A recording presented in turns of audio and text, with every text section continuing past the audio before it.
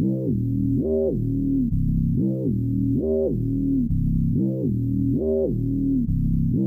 some candy? I have come here to chew bubblegum and kick ass. And I'm all out of bubblegum. Well, hello, Mr. Fancy Pants. I hear you looking for candy, man, bitch. Give me some sugar, baby. Like scary movies. Want some candy?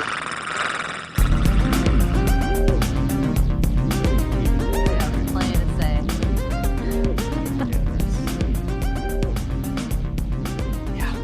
All right. What's up, candy killers? Thanks for tuning in to another episode of Monster Candy Podcast with myself, Screaming E from the Memphis Murder Men, and Oubliette Sparks from Tsunami Bomb. Hi. What's up? And yeah, tonight we're going to be crossing some streams and talking about the 2023 possession action adventure film, The Pope's Exorcist. Yes. The Pope's Crapsicist. Yes, indeed. But before we get into that, it's time to talk a little bit about some Horror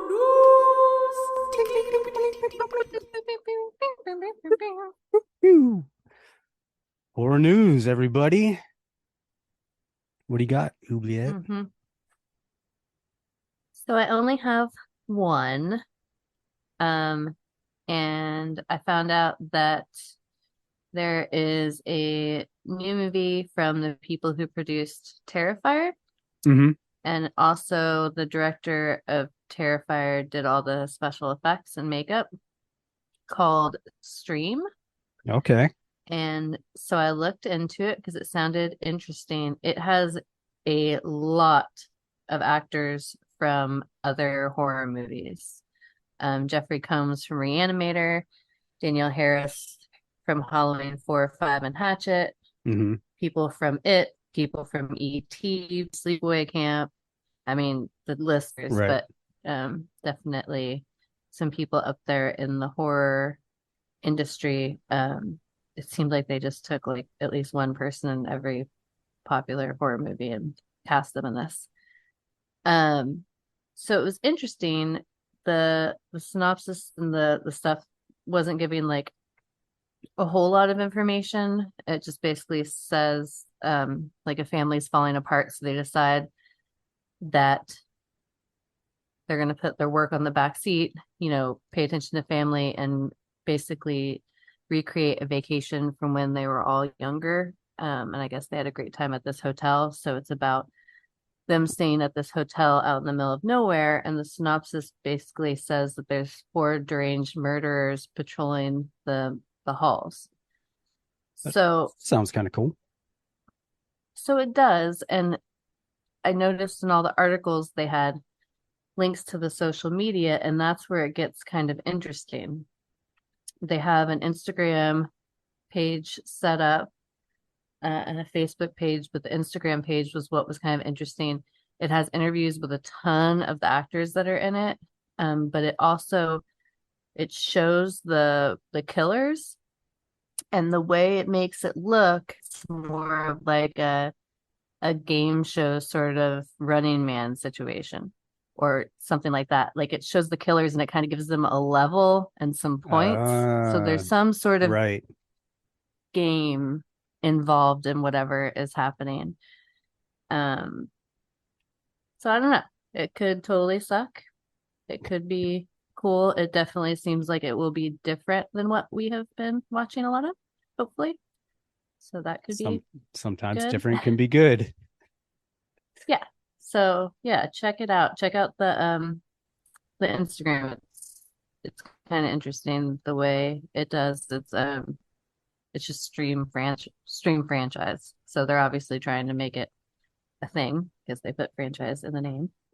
But Didn't want to be too obvious. yeah, and the bad guys, it's like they remind me kind of something in Mortal Kombat. They just have these kind of masks on with exposed teeth, but they all have very obviously they're all different colors, like Right. or have a different color theme.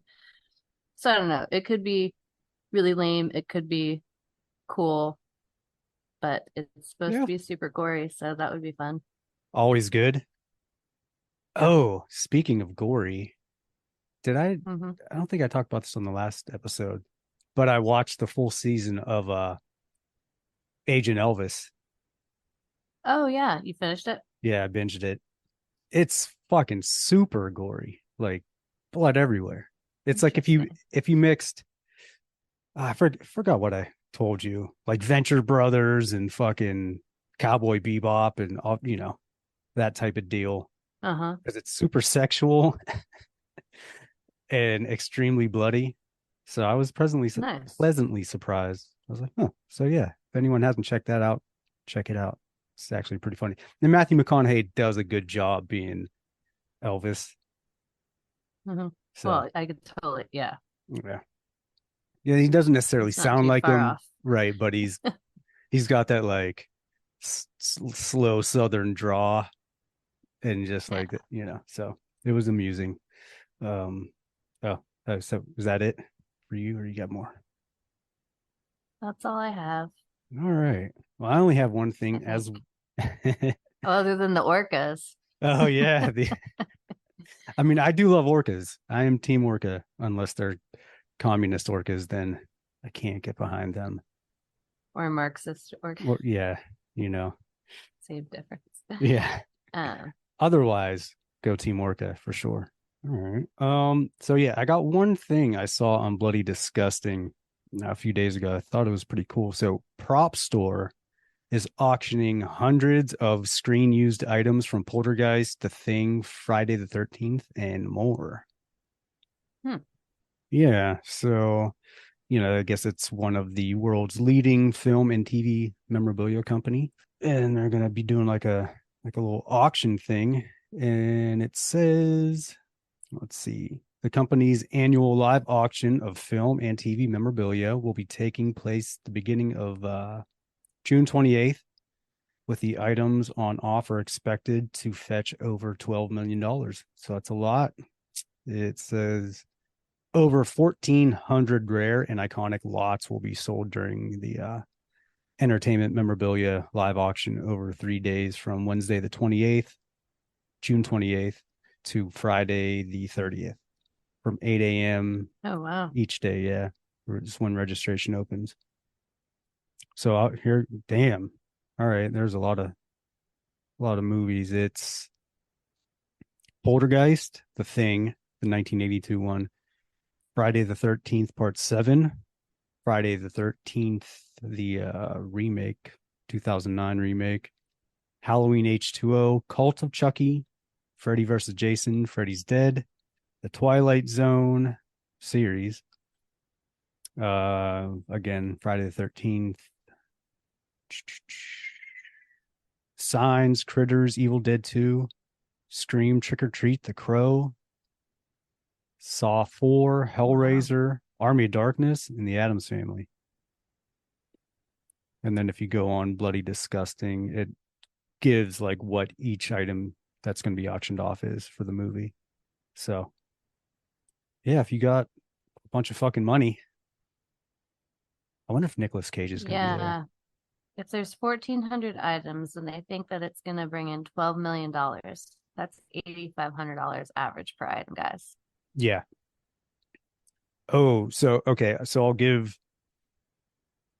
just a couple of the things that they're auctioning off. So the matched evil clown doll set from Poltergeist. So that's going for between 200 grand and 400 grand.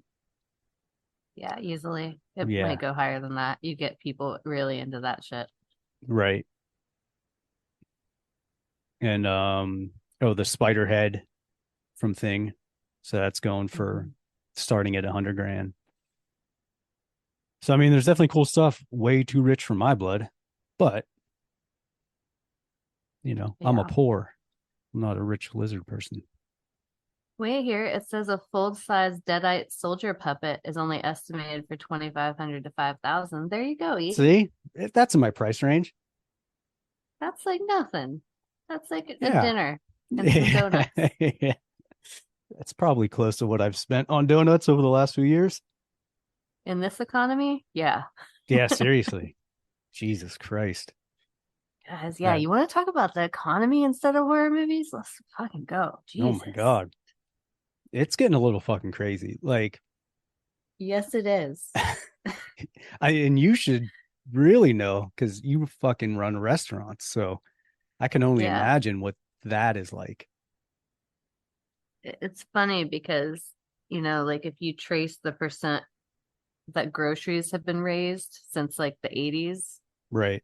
comparatively to how restaurants have, it's like there's like a 400% difference in growth because Mhm. for some reason people don't realize that if you're paying like $9 a pound of bacon in the store, then it's going to cost you like $2 extra to add bacon to your sandwich. Yeah. They get mad about it.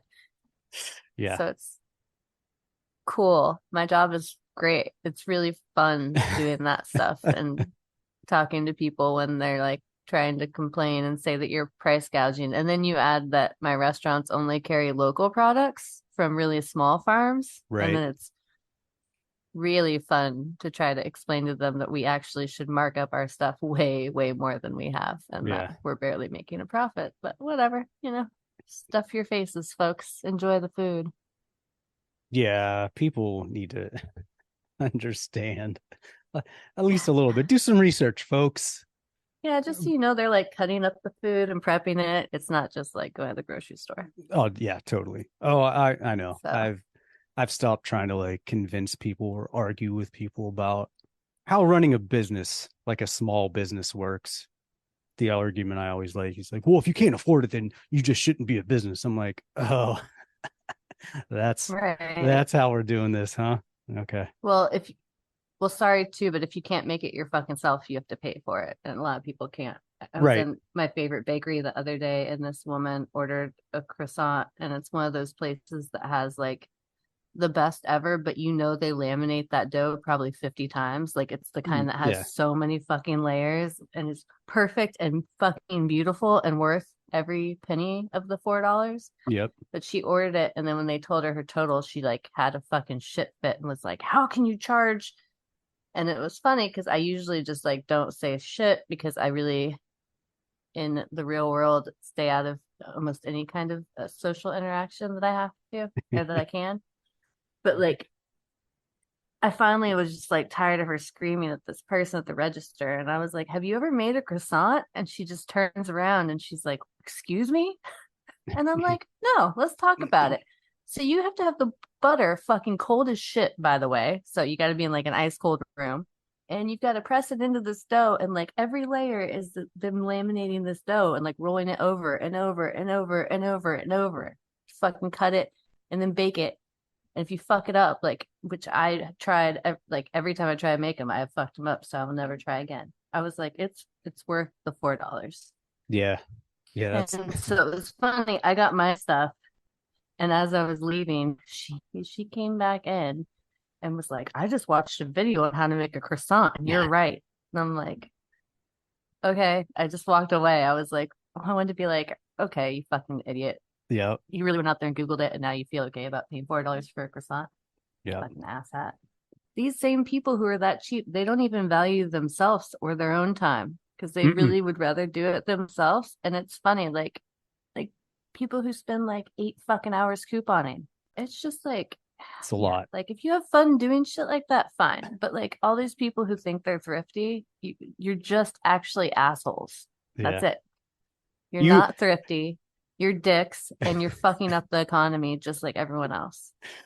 And just fucking spend money on what you want. And if you don't want it, then don't fucking get it and shut up. It's easy. You fucking heard it from Oubliette's mouth to the ears of God. Don't be dicks. Chapping my ass. Hell yeah. One other thing. So yeah. Orcas, kind of in the realm anyway. So since we talked on the last episode about how David Hasselhoff was not in Piranha 3D, he is, however, in Piranha 3 Double D. Oh, he's also in Sharknado 2 or 3 that I watched last night. Yeah. So it's, Whichever one he dies in space. that one. Yeah, as soon as we got done with the episode, I, for whatever reason, was looking at Piranha 3D and 3 Double D, and he's like the first person. I was like, oh shit, he is in that one. Well, good on them. They, but they should have been in the first one. Anyway, yeah, that's our horror news, everybody. So nothing else. You didn't find anything on the interwebs while the two old people were bitching about business owning and running and dick holes. Yeah, that's it for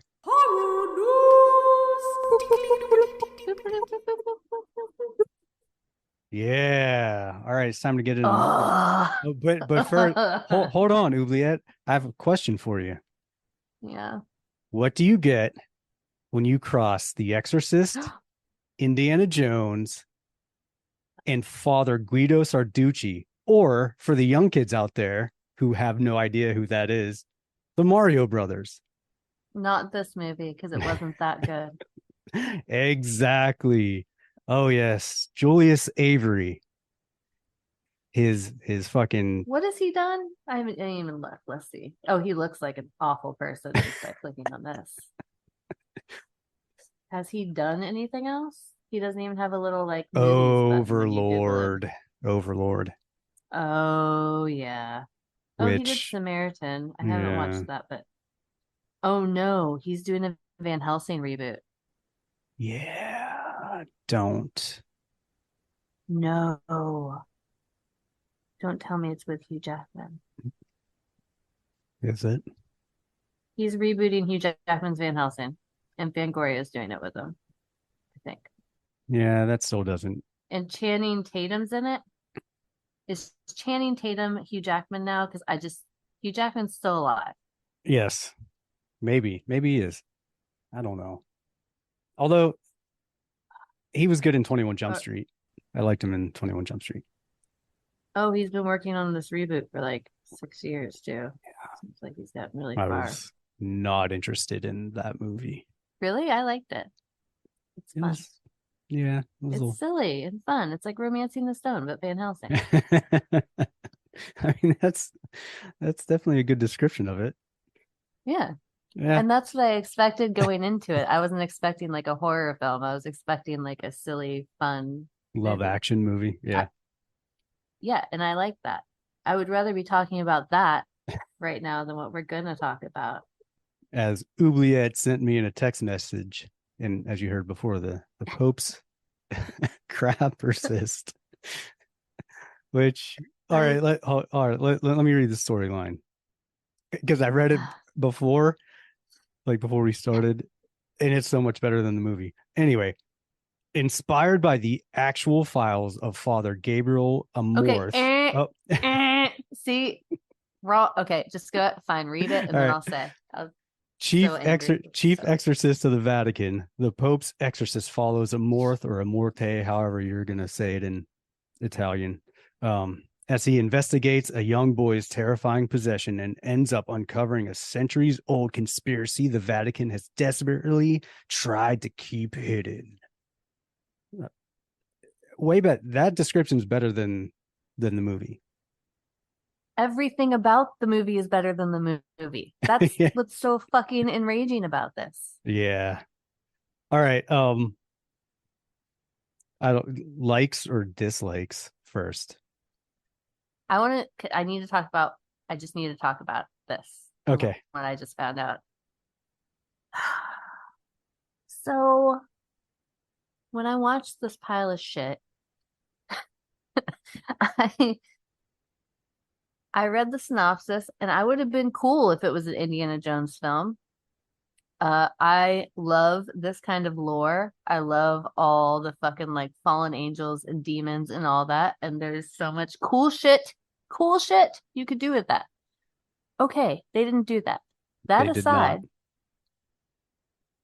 I had no idea until I was doing a little research on it today that they actually fucking waited to write this pile of shit until they had the rights to Gabriel Amort's life story and all of his writings, which now pisses me off so much more because not one part of this fucking movie was about anything he did other than performing exorcisms. Right. And they openly admit the only thing they took from him was that he said 98% of the exorcisms he performed were just for mentally unwell people.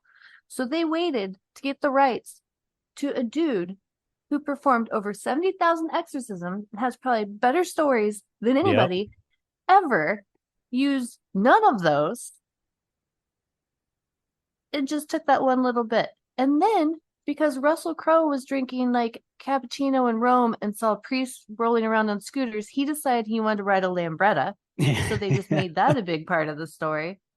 So this guy just rides around a Lambretta for no fucking reason. And then they thought it would be fun to make it a thing to give him red socks to show that he's edgy and that he likes pop music. Yeah. Two things that this guy actually would never have done, according to his friends. Right. Yeah. There's apparently, I forget if Friedkin did it, because I guess him and Father Gabriel got to be close, because I guess Father Gabriel was a big fan of The Exorcist. But there's a documentary on him. I can't remember who did it. The guy from The Exorcist did it. No, it is the guy from The Exorcist did it. Because he actually cited that as one of his favorite movies. Right. And it's funny, like it made me feel a little better after I was reading this. I guess a couple of the exorcists that still exist in the church now were interviewed about this movie, and they were like, not only will we not watch it, we've heard enough that like he would be rolling over in his fucking grave if he knew you guys did this to him, and why would you do this to him? I can see why. So one of the things I always liked about the real person was that he was known for using humor. And they touch on it in the movie, so I'll give them that. There was one other thing they touched on, but I remember back reading about some of the accounts, and he basically was like, people would think demons and the devil would like humor, but they don't. They like like chaos and kind of like all these like grand, I don't know, things, but they actually don't like humor at all, and they find it totally repulsive because it makes people happy. So like one of his things in his exorcisms was like trying to kind of fuck with the demons or the mentally ill people or whatever, and make it more like sarcastic and lighthearted, which I mean, I think that's pretty awesome. Yeah. But this movie is not awesome. Oh no. Go on. No, it's not. And the fucking Spanish Inquisition, like they just literally rewrote what the Spanish Inquisition was.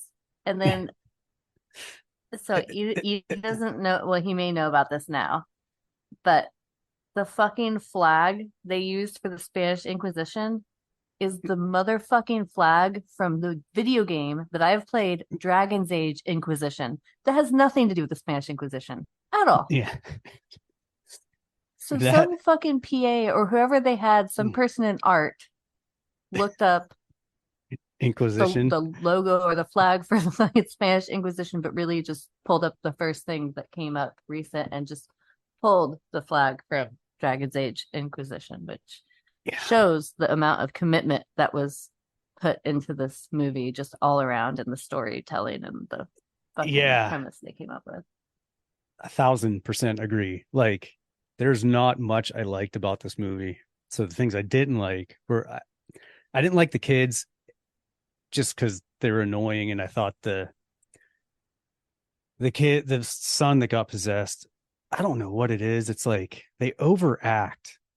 Like there's a difference between the overacting people did in the 70s and the 80s and, the stage plays of like the fucking 60s and 50s. Oh, yeah. But it seemed more natural. This is like they're trying to overact, and I don't know, it comes off fucking weird and corny. So I hated that. And again, I hated the whole like, we get it, like demons are gonna say fucking vulgar stuff, but it's always like Oh yeah, just your a mother sucks fucking dick in hell. yeah. We It's know. always a variation of that. Like I'm We gonna know. fucking come in your eyes. Oh, you're like, oh my god, shut up. So that was fucking annoying.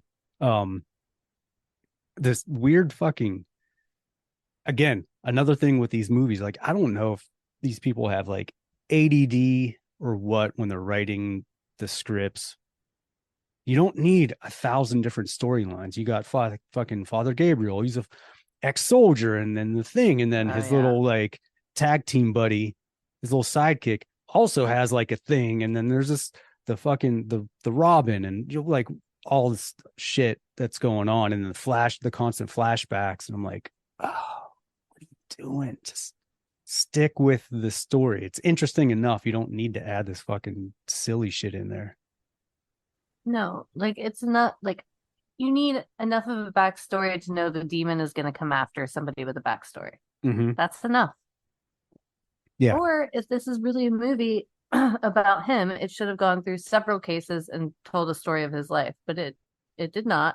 It went Mm-mm. through one that was fucking mentally unstable woman or whatever, and then this fucking travesty that was the main storyline. Yeah. Yeah. And I mean, this is coming from someone who watches movies about like glory holes, like Right. and interstellar travel. But this fucking plot, like, and it sucks because if they did want to go to an Indiana Jones route, they could have, and they could have made it way better. Right. Like they could have gone Indiana Jones Holy Grail with this and made this cool, but there was not enough visually pleasing things in this for it to be that kind of movie. No, and they waited till like the very end to interject that kind of into the fucking story. And you're like, oh, so this is the kind of movie it is. Yeah. Instead the of like last quarter of it, barely. All of a sudden, you're right, like, oh, they're uncovering some fucking ancient mystery. Oh, all right. Yeah. yeah. When they found the other guy in the cage, I was like, oh, it was like the first time I was wanting to pay attention to the movie. Yeah. And then it was just too little, too fucking late. Well, yeah, it's like these again, I think you'll agree with this. The Dark and the Wicked is probably, at least in my opinion, the best possession film that's come out in decades. Oh yeah. You Because know, it seems like it's something that would really happen. right. It was believable.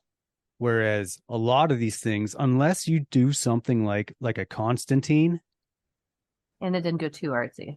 right, or the series that was on, Right. This should have gone full graphic novel to me. Totally. Like, with the type of story they were trying to tell. Totally. Like it was so far fetched that like go all the way. Like I want to see Yep. exploding heads, shit blowing up everywhere. Like yeah, you yeah, know, do it. Preacher, the series from the comic book, Mhm. also did it well. Okay, you're making an action movie out of a fucking priest and, you know, Sure. heaven and hell and all that shit. Whereas this, it's like, all right, we don't want to fall into the trap of being like making another Exorcist. So we're going to Right. make it all action packed and all adventure-y, but we're also going to do the exact same things the Exorcist did, just not as good. Like all these fucking Right. possession movies end up with the priest, you know, come into me. I want to be possessed and I'm going to save the day. And you're like, Right. okay, if like, then just be a normal exorcism movie. Like, Well, not only that, but like there was literally a dude like living in a cage trying to like take care of this demon, and then all of a sudden Russell Crowe rolls up, and it's just like him and his newly appointed helper just yeah. fucking take it out. Like the part where they take out this demon is so short, really, comparatively. oh yeah. Yeah. There's enough in this movie that it could have been good, or at least way better than it was. And the whole, like you were saying, the resolve at the end was so quick and abrupt. You're like, wait, these guys just must be extra fucking lucky. Yeah. Yeah, there's all this build up and then lore, and they're trying to figure it out. And then they're like, holy fuck. Like, we found the demon's name. It's one of the generals, which there's like this is going to be like a bad motherfucker. Obviously, since it's obviously taken out people for fucking years and Right. was the cause of the Spanish Inquisition, apparently. So one would think this would be very difficult, and instead they like took this thing out instantly. Like the whole part was just like the very end. It was Yep. weird. Yeah. I also found that a little anticlimactic. Very much so. Yeah. I will say the few things I did like about the movie was one, the soundtrack was pretty good. A lot of punk I didn't rock. even notice. Oh yeah, there's a Oh, lot of punk rock in there. I vaguely remember Mm. hearing some. And then You're the right. fucking violent femmes, if you're into violent femmes, they're in there. And some of the effects were cool. I liked when the eye change when they would get possessed, or like when the little boy got possessed. I thought that was pretty rad. Yeah. And then Russell Crowe, I did actually enjoy his acting in this. I did too. He's a Yeah. great actor. Yeah. I just So wish they would have written a better fucking movie for him. yeah. But yeah, that's about it. That's the short list of things that I actually liked about it, which is a bummer. Yeah, I like the visual effects a lot, and even through the kid kind of being possessed and the scratches and stuff, I thought Right. that they weren't overdone CGI like you see a lot now. Like they Mhm. it actually looked like a fucking fucked up kid that would be battling something inside. Same, I really liked. I thought Russell Crowe did a great job with what he was given, and the scene with the woman who kills herself. Mhm. I thought that was good too. Like it actually bummed me out because kind of the start of the movie, I felt like it was going somewhere else, and I liked where it was going, and then it just totally fizzled out into like this kind of drawn out drama, and then the last quarter of it tried to be Indiana Jones and the Last Crusade. Yeah. Yeah, like pretty much and it's good. I was just gonna say, and they should have picked one of the three because I don't. It Yeah. was so disjointed. Yeah, it definitely was. Like as soon as pretty much they get to the house, or as far as like the movie shifts to the house, is when it like just completely shits the bed. Like everything at the Vatican, all Yeah. that shit. I'm like, okay, I see where we're going.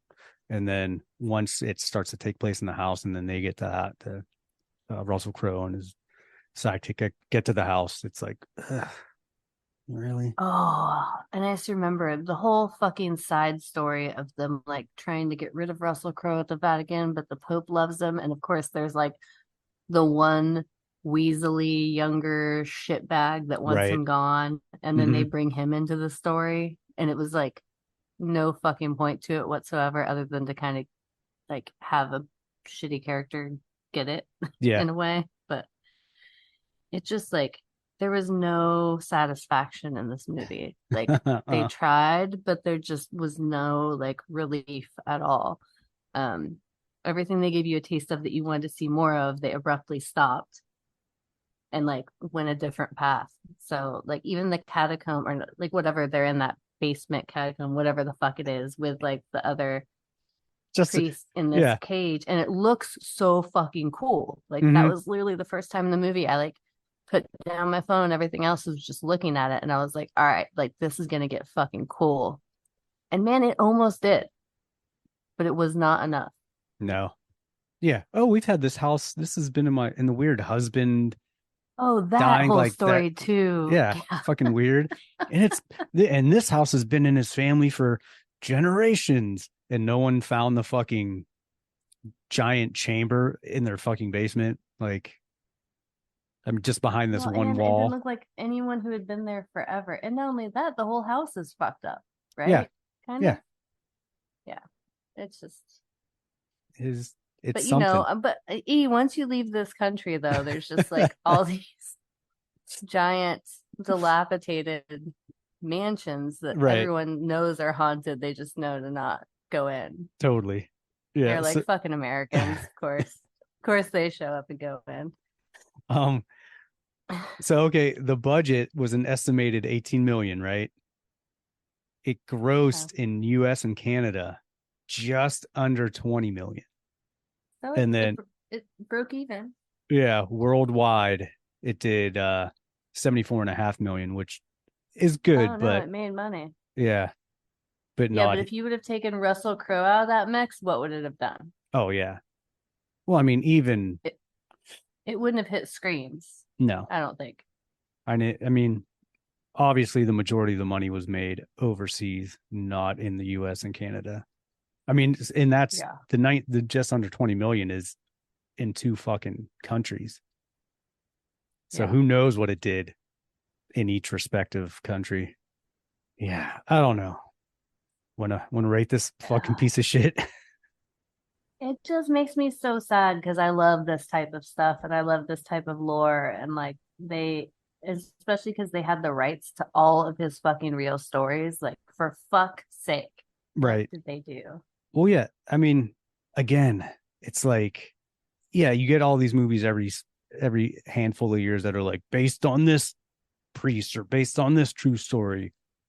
But this was like the grand fucking poobah of exorcists. Yeah. With, like you said, over 70,000 fucking exorcisms. Like you can make something way more fucking interesting than this. Like, Yeah.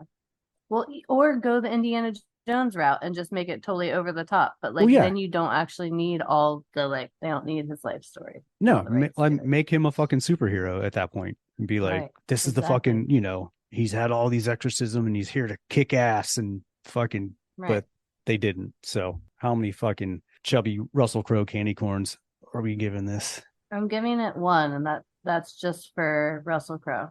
Mine is slightly higher. It's a 1.25 chubby priest like Russell Crowe candy corns, just because there's 1 Russell Crowe, 2 the soundtrack, 3 some of the effects, and it being actually based loosely, very loosely on like a very interesting character and man that was actually alive. But everything else, I'm like, ooh, you really dropped the ball on this one, like in a big way. Yeah, I would have given it like a 1.5 had I not read about them waiting to like get the rights to his entire story in life. Right. Yeah, that's only to then not use anything at all. Yeah, that's weird. That is weird. Yeah. Well, yeah. It shows. I don't know. I'm gonna say pass on this movie. I mean, if you want to go see it and check it out, please do so. But I would advise I you would not say to. watch the last 20 minutes in the background while you're like cooking dinner. Yeah. Or like the first 15 and the last 20. Yeah. Which would have made a way better story. Yeah. Yes. Yes, it would have. Yeah, I don't know what they were trying to do. I don't think they knew what they were trying to do. They were trying to mainstream an Exorcist story and like make it something moms would watch. They're like, but look, they really missed the mark because I think they just found themselves with no audience because it just wasn't good for anybody. I don't know. But hey, like if you listen to this and you like it, send us a message. I'd like to hear about why. We'd like to laugh at you. No, I'd really like to hear. I mean, I would like to hear from someone who's like, this movie's awesome because I don't see how it could be. I don't know how anyone could. It's just not a cohesive story, and it's not outlandish through the whole thing enough to support the end and the fucking bullshit they came up with. Completely agree. It's not. There is really like definitely 2 different stories, possibly 3 going on in this movie. Yeah. And the last one could be really cool. The lore is there. It's cool. But like you got to throw your cards on the fucking table and play it, Yeah. Like this whatever they did was I don't know if it was Sony. I don't know who's to blame, but I'm blaming everybody. Everyone should except for Russell Crowe because he's still a little cutie. Yeah, he's like, hey, it's me, Russell Crowe. I'm gonna exorcise you. Oh, hey. Oh, hey. Yeah. Oh, by the power of Jesus Christ. Oh, bada bing. Oh, and this is another movie that has other languages without subtitles. So Yes. just get ready for that, people. It's the new trend, which is fine because Americans, we really are lazy, and most other countries speak more than one language. So, and these are Latin-based languages, so you should be able to make it through and understand enough. And if not, you should go back to fucking school. Right. Because it probably not real smart. It confused me for a minute because I'm like, okay, well, the You're fucking like, is Vatican this Italian, and all, or is this Latin? yeah, I'm like, because there is Spanish, but there's also Latin, and Yeah. So, well, there was Italian, there was Spanish, and there was Latin in it. Yeah. I was like, wait, what are we doing here? But right. Throughout the movie, I'm like, okay, I figured it out, but yeah, I mean, whatever. Anyway, thanks for what you figured out didn't help at all. No, it didn't. It did not, because it actually didn't make anything better. So no. Hopefully, this podcast and this episode makes things better for some people that have either seen it and didn't like it, or have not seen it and won't see it. I hope the director listens to this because he better not fuck up the reboot of Van Helsing. Listen, buddy, it needs to be Romancing the Stone. You hear that? It still needs to keep that kind of tone. If you fuck that up, I'll be very upset. And if you try to make it a serious movie and then all wacky again, I'm gonna find you. She will. You don't want to see Juliet fucking mad, okay? I am one of those weird people that I probably would find you. I wouldn't do anything crazy. I would just make a really bitchy comment to you and make you feel shitty. Hopefully. Yeah. Let's take that. And then I'd kick you in your balls. Yeah, Julius Avery. Not. I wouldn't do that. But maybe I'd step on your toe. Hard, allegedly. Hard. And one of the sensitive toes. Yeah. Fuck yeah. Like the little guys, But the little guys in the middle that don't get stubbed very much because nothing really touches those are the ones I'd step on. There you go. I like it. Hard. Allegedly. Yes. I'm going to keep saying allegedly. Mm-hmm. And just in case we see some sort of report that Mr. Avery has a fucking boot on his foot. I can see the headline now. 5-year Van Helsing reboot scrapped due to ring toe injury. Director accosted leaving the bathroom by irate fan. Allegedly. Yeah. Anyway, everybody, thanks for fucking sitting through this fucking shit show. Don't go see this. Yeah, don't go see it. I mean, don't think you should pass. Don't rent it. Don't pay for it. If it's on HBO for free and your legs are broken because someone broke them or whatever, and you can't get up off the couch, go ahead and watch this.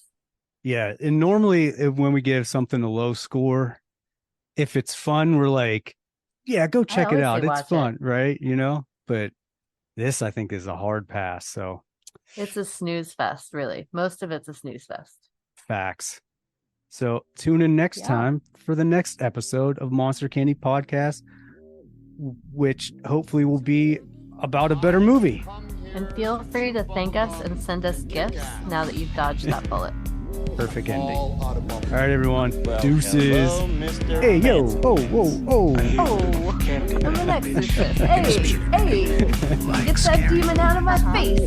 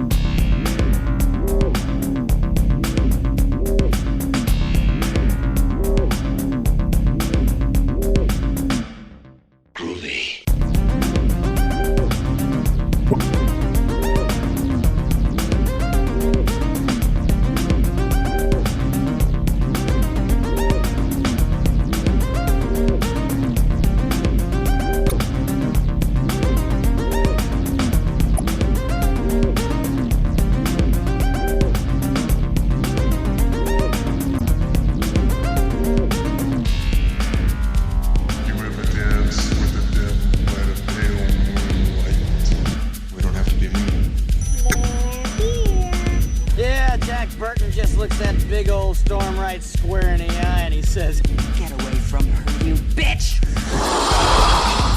You're gonna need a bigger boat. Your move, creep. Listen to them. Children of the night. What music they make.